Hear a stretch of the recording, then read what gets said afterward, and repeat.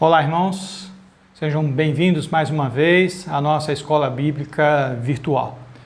O nosso desejo é que essas lições falem com cada um de nós, trazendo edificação e desafio para as nossas vidas. Nesse momento, eu gostaria de estar lendo no Salmo 119 e o versículo 75, que diz: Sei, Senhor, que as tuas ordenanças são justas e que por tua fidelidade me castigaste.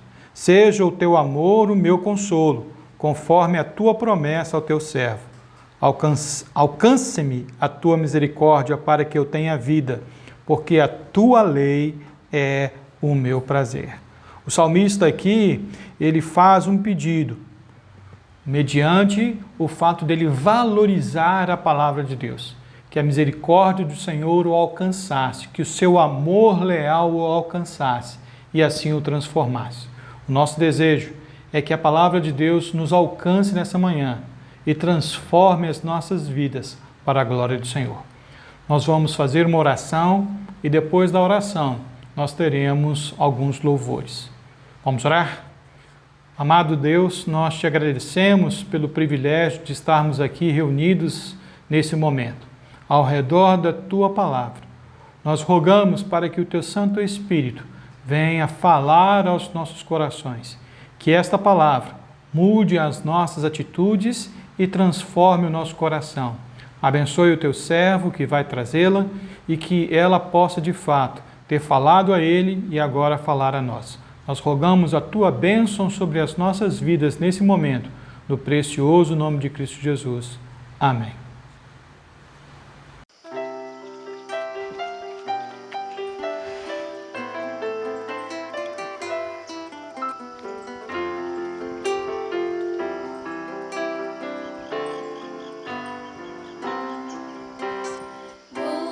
Justiça.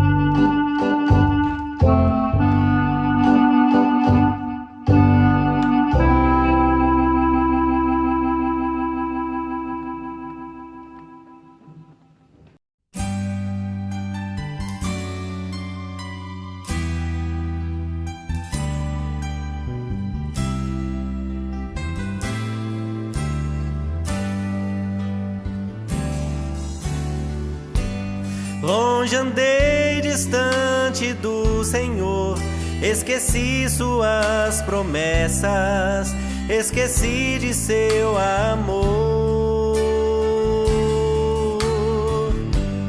Eu pensei que forte iria ser, superar os sofrimentos, superar as aflições.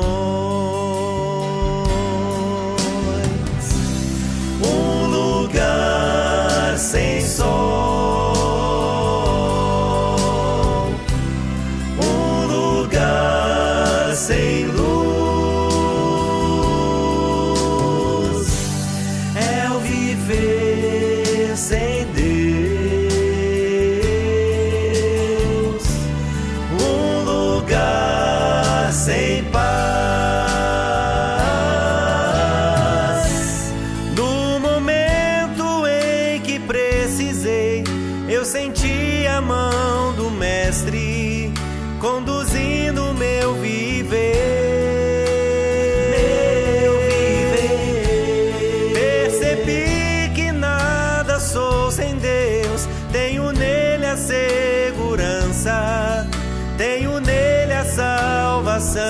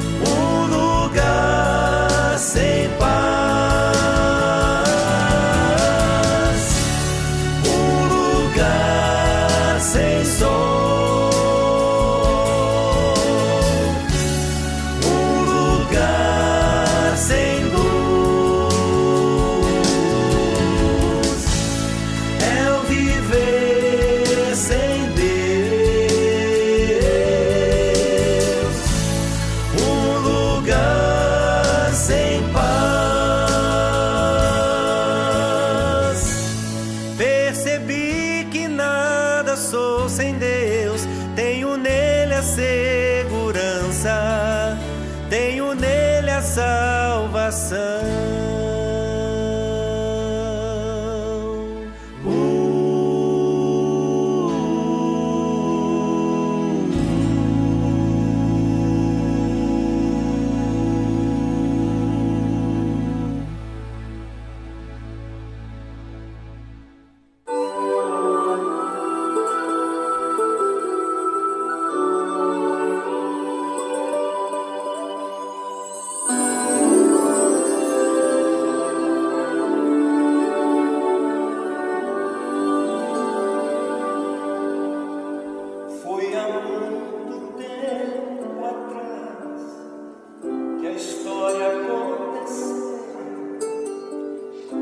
Através do tempo, o mundo a verdade conheceu, por homens cheios de vontade de anunciar. É que hoje nós sabemos a história do Senhor. São chamados os heróis da fé,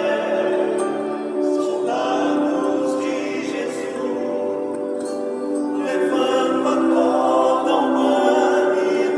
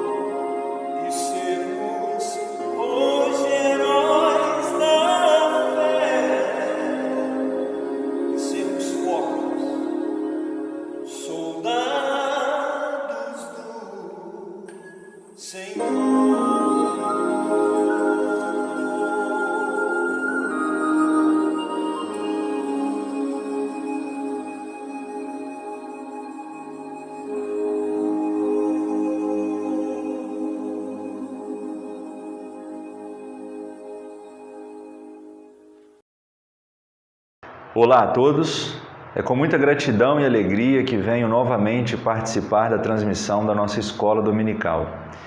E o meu desejo é que os nossos corações estejam abertos para receber mais uma porção daquilo que o Senhor tem a nos falar. Desde o mês de janeiro temos estudado o Evangelho de João e, dando continuidade a esse estudo, chegamos hoje ao capítulo 6. Sobre ele podemos notar que, além de ser o maior capítulo deste Evangelho, contendo 71 versículos, tem o dobro do tamanho médio dos demais capítulos e narra 2 dos milagres do Senhor Jesus, a multiplicação dos pães e Jesus caminhando sobre as águas, usando-os como introdução a um importantíssimo diálogo que culmina na confissão de fé dos verdadeiros discípulos. Todo esse contexto nos dá o subsídio necessário para entender que, de fato, a obra de Deus consiste na salvação do homem através da fé em Jesus Cristo. Precisamos recordar que a principal intenção de João era apresentar o Senhor Jesus como Filho de Deus. Por isso, não apresenta nenhuma genealogia humana. Ele aponta direto para a sua divindade e eternidade. Ele é Deus e sempre existiu. Trata-se de uma abordagem espiritual e que nos desafia a contemplá-la aos olhos da fé. E para nos estimular nesse sentido, João relata os fatos de forma que seus detalhes ressaltem a sua sobrenaturalidade, no intuito de confirmar a divindade de Cristo por meio deles e apontar para aquilo o que está preparado para aqueles que creem nele. Faremos a apresentação deste capítulo em 2 momentos. O primeiro, apresentando o relato dos 2 milagres citados anteriormente. E o segundo, apresentando a aplicação desses eventos no diálogo de Cristo com a multidão e os discípulos. Os convido então a acompanhar a leitura do texto proposto para este primeiro momento. João, capítulo 6, e os versos de 1 a 21, que dizem assim: Depois destas coisas, atravessou Jesus o mar da Galileia, que é o de Tiberíades. Seguia-o numerosa multidão, porque tinham visto os sinais que ele fazia na cura dos enfermos. Então subiu Jesus ao monte e assentou-se ali com os seus discípulos. Ora, a Páscoa, festa dos judeus, estava próxima. Então Jesus, erguendo os olhos e vendo que grande multidão vinha ter com ele, disse a Filipe: Onde compraremos pães para lhes dar a comer? Mas dizia isto para o experimentar, porque ele bem sabia o que estava para fazer. Respondeu-lhe Filipe: Não lhes bastariam 200 denários de pão para receber cada um seu pedaço? Um de seus discípulos, chamado André, irmão de Simão Pedro, informou a Jesus: Está aí um rapaz que tem 5 pães de cevada e 2 peixinhos.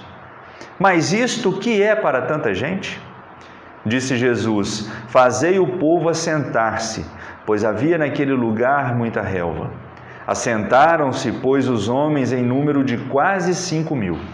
Então Jesus tomou os pães e, tendo dado graças, distribuiu-os entre eles, e tendo também igualmente distribuído os peixes quanto queriam.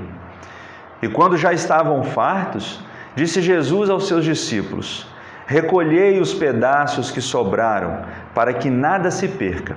Assim, pois, o fizeram e encheram 12 cestos de pedaços dos 5 pães de cevada que sobraram aos que haviam comido. Vendo, pois, os homens o sinal que Jesus fizera, disseram: Este é verdadeiramente o profeta que devia vir ao mundo. Sabendo, pois, Jesus que estavam para vir com o intuito de arrebatá-lo para o proclamarem rei, retirou-se novamente sozinho para o monte. Ao descambar o dia, os seus discípulos desceram para o mar e, tomando um barco, passaram para o outro lado, rumo a Cafarnaum. Já se fazia escuro e Jesus ainda não viera ter com eles. E o mar começava a empolar-se, agitado por vento rijo que soprava. Tendo navegado uns 25 a 30 estádios, eis que viram Jesus andando por sobre o mar, aproximando-se do barco, e ficaram possuídos de temor. Mas Jesus lhes disse: sou eu, não temais. Então eles de bom grado o receberam, e logo o barco chegou ao seu destino. Considerando a intenção do escritor em apresentar o Senhor Jesus como Deus encarnado, podemos notar algumas curiosidades deste relato. A primeira delas, a multidão estava interessada nos sinais. O principal fato que atraía aquelas pessoas a Jesus não eram seus ensinamentos, a sua doutrina ou quem ele era, como fica claro em outros momentos, como por exemplo no capítulo 4 deste mesmo evangelho, os versículos de 39 a 42. Mas sim os benefícios que elas poderiam alcançar na companhia do Senhor. O texto é claro em registrar que aquela multidão o seguia porque via os sinais ou os milagres que fazia entre os enfermos. Os evangelhos sinóticos ainda registram que Jesus curava aqueles que necessitavam de cura, por exemplo, em Lucas, o capítulo 9, o verso 11. Então podemos perceber dois grupos existentes nessa multidão de pessoas, além dos discípulos que ali estavam. O primeiro grupo dos necessitados, que estavam interessados em receber o milagre do Senhor. E o segundo dos curiosos, que estavam ali só para ver o espetáculo, digamos assim. Não é relatado que alguém estivesse ali buscando o aspecto de cunho espiritual, motivado por quem Jesus era, mas unicamente pelo aspecto físico e material, motivado pelo que ele fazia. A segunda curiosidade que podemos observar é que a multidão reconheceu a sua autoridade, mas não a sua divindade. Aqueles homens, após verem o milagre da multiplicação dos pães e dos peixes, concordaram em ser ele um profeta, e não o próprio Senhor. Eles não entenderam o motivo e nem a autoria dos sinais, porque o perceberam como alguém que falava de Deus, e não como alguém que falava de si próprio. E em terceiro, a multidão esperava um líder político, não espiritual. Do ponto de vista terreno, Jesus era o rei perfeito para aquele povo que padecia sob o domínio do Império Romano. Ele já havia demonstrado que era capaz de curar e alimentar sem ter nenhum recurso à sua disposição. Já tinha transformado a água em vinho, curado à distância o filho de um oficial, curado um homem no tanque de Betesda, somente dizendo para ele se levantar, tomar o seu leito e ir. E feito muitos outros sinais que não foram registrados. Ele demonstrou ser capaz de suprir todas as necessidades daquele povo sedento, que sempre esteve à espera de um conquistador político-militar para livrá-los da tirania romana. Então, não era de se surpreender que aqueles homens estivessem intencionados em proclamá-lo rei. Porém, esse não era o plano do Senhor Jesus. Ele deixa muito claro em sua declaração, conforme ainda leremos mais à frente, no verso 34 deste capítulo, de que a sua intenção enquanto homem era cumprir a vontade do Pai. E isso significava, nesse primeiro momento, se oferecer em sacrifício para a salvação dos que viessem a crer. É interessante como Jesus utiliza das circunstâncias terrenas para ensinar coisas espirituais. Observem novamente o verso 5. Filipe seria a pessoa perfeita para o questionamento, porque ele era natural de Betsaida, justamente a região em que eles estavam, conforme relata Lucas, capítulo 9 e o verso 10. Se precisassem de um lugar para comprar alimento, sem dúvida nenhuma, Filipe conhecia. Obviamente, a intenção de Jesus era testá-lo, porque como o evangelista João bem relata, ele sabia o que estava por fazer. E a resposta do discípulo demonstra que ele ainda não havia aprendido a confiar no poder de Deus, pois ele se apega aos aspectos materiais, dizendo que um valor correspondente a pouco mais que o salário de 6 meses de trabalho talvez não fosse suficiente para alimentar todo aquele povo. Imediatamente outro discípulo, também natural de Betsaida, conforme podemos observar neste mesmo Evangelho de João, capítulo 1, o verso 44, entra em cena informando que ali havia um jovem carregando consigo 5 pães de cevada e 2 peixes. Uma alimentação simples, comum entre os mais pobres da época. Chega a parecer que André havia entendido a mensagem do Senhor Jesus, propondo algo aos olhos da fé, porém logo se mostra motivado pela razão, dizendo que aquela quantidade não era suficiente para todos. Então, o Senhor Jesus os ordena a sentar. Toma os pães e, após dar graças, distribui aos discípulos e à multidão. Todos comeram até se fartar, sobrando ainda 12 cestos. Posteriormente, os discípulos enfrentam uma tempestade ao atravessar para Cafarnaum e o Senhor aparece caminhando sobre as águas agitadas, contrariando todas as leis da natureza. E todos no barco ficaram atemorizados, pensando ser um fantasma, conforme o registro de Mateus. Já o registro de Marcos acrescenta que mesmo após reconhecerem Jesus, eles continuaram assombrados porque não compreenderam o milagre dos pães.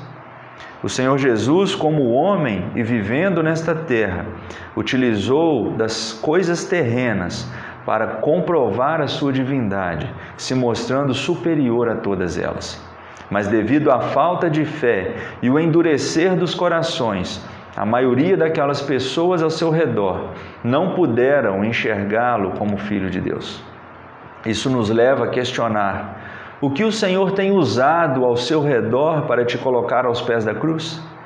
Quais as circunstâncias que Ele tem colocado no seu caminho a fim de levá-lo a reconhecer que somente nele há salvação? Pode ser um pouco se tornando muito, ou quem sabe o caminhar sereno em meio às tempestades da vida. Mas nada disso terá efeito se não for contemplado aos olhos da fé. Na nossa próxima apresentação, veremos o diálogo do Senhor Jesus com a multidão e os discípulos e veremos que, de fato, a obra de Deus não consiste no aspecto material, e sim espiritual. Até lá, que o Senhor Deus nos abençoe. Amém. Caros irmãos, nós temos ouvido a palavra de Deus e o nosso desejo é de que ela venha cumprir com o seu objetivo, transformar as nossas vidas para a honra e glória do nosso Deus. Nós lemos no início: seja o teu amor o meu consolo, conforme a tua promessa ao teu servo, e alcance a tua misericórdia, porque a tua lei é o meu prazer. Que possamos ter nesta manhã o consolo e a misericórdia de Deus mediante a meditação da sua palavra. Nós estaremos fazendo uma oração e encerrando assim esse nosso momento e depois um louvor final. Vamos orar? Louvamos o teu nome, ó Pai, porque a tua palavra fala conosco. Ela é viva, ela é eficaz, ela é operante e nesta manhã nós temos ouvido da tua palavra. Pedimos que ela nos alcance e nos transforme para a tua glória. Muito obrigado pelo teu servo que a trouxe. Que o Senhor possa abençoá-lo juntamente com a sua família, para que esta mensagem também transforme a ele e os seus para a tua glória. Nós, como igreja, pedimos para que o Senhor, com o teu Santo Espírito, nos ilumine diante daquilo que temos ouvido nessa manhã. Rogamos a tua graça conosco, no precioso nome de Cristo Jesus. Amém. Que Deus possa abençoá-lo e que tenhamos todos um dia agradável na presença do Senhor, mediante a transformação que essa palavra nos fará. Que Deus abençoe.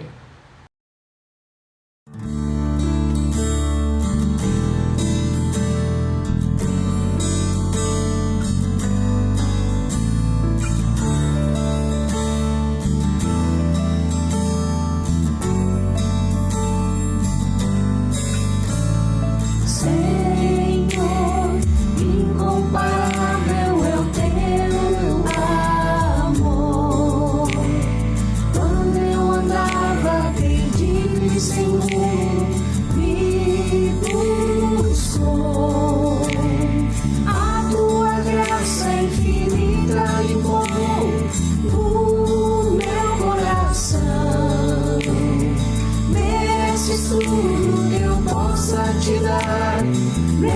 mereces o meu louvor. Te agradeço, ó Pai, te agradeço, ó Pai, por teu grande amor que me alcançou.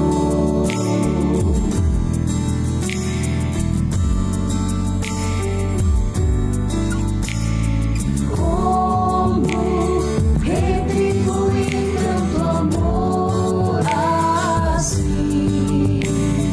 Deste teu filho tesouro maior pra morrer por mim. A tua intimidade inundou o meu coração. Mereces tudo que eu possa te dar, mereces o meu louvor.